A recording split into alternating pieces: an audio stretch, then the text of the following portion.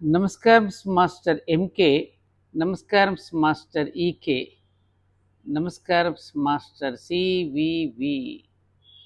Your lotus fees. ఒకతను చాలా కాలం అనేక రకాలుగా అయోమయ స్థితిలో ఉండి దారి దొరక్క మాస్టర్ గారి దగ్గరికి వచ్చాడు. వచ్చిన తర్వాత అతను లాభపడ్డాడు, జీవితం అంటే ఏంటో తెలుసుకున్నాడు.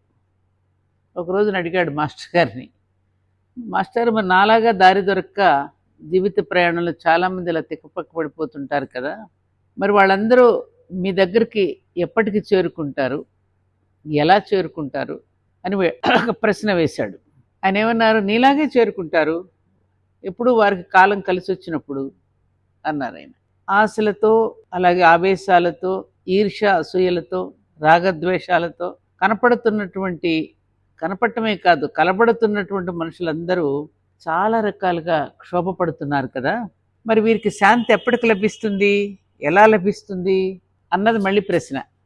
నీలాగే పొందుతారు వారు శాంతిని, ఆ పొందడానికి వారి సమయం వారికి ఉంటుంది అన్నారు మాస్టర్. అయితే వారి కోసం నేను చేయగలిగింది ఏమీ లేదా అన్నది మళ్ళీ ప్రశ్న ఉదయిస్తుంది కదా. అలాంటి ప్రశ్న ఉదయించింది. అప్పుడు మాస్టర్ ఏమన్నారంటే, హద్దులు మీరిన ఆవేశంలో ఉన్నప్పుడు నీవు చేయగలిగింది ఆవేశపడటం మాత్రమే.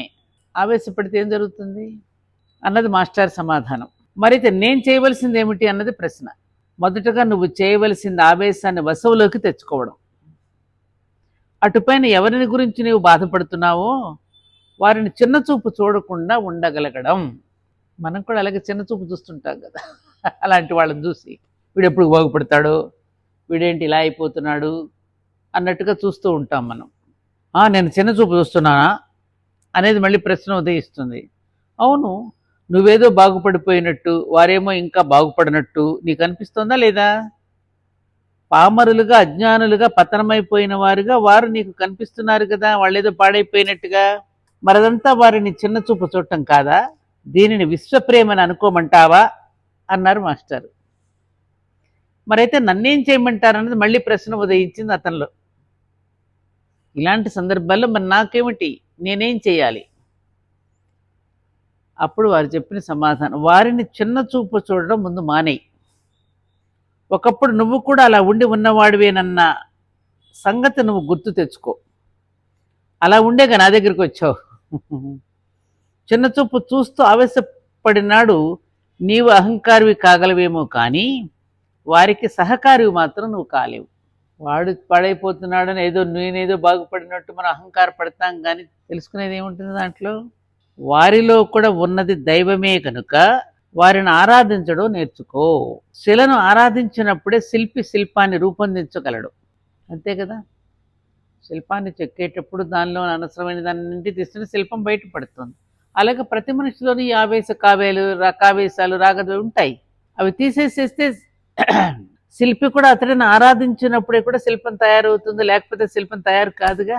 ఎంత చక్కని వరడో చూసావా. తోటివారిలో దైవాన్ని దర్శించగలిగినప్పుడే వాళ్ళు దైవమూర్తులుగా నిలబడేటందుకు కావలసిన దోహదాన్ని నువ్వు అందించగలుగుతావు. అప్పుడే నీకు అవకాశం కూడా ఇవ్వబడుతుంది అని చెప్పారు. ఇది చాలా లోతైన విషయం, కష్టమైన విషయమే, కానీ చాలా అర్థవంతమైన విషయం. దీనికి చాలా ఓర్పు కావాలి, నేర్పు కావాలి, ఒక సహనం కావాలి, దాన్ని దర్శించుకోగలిగేటటువంటి ఔన్నత్యం కూడా ఉండాలి. అది మాస్టర్ గారు ఇతను వేసినటువంటి ప్రతి ప్రశ్నకి, మనలో ఉత్పన్నమైన ప్రశ్నలకి ఈ విధంగా సమాధానం చెప్పారు. బాగుంది కదా.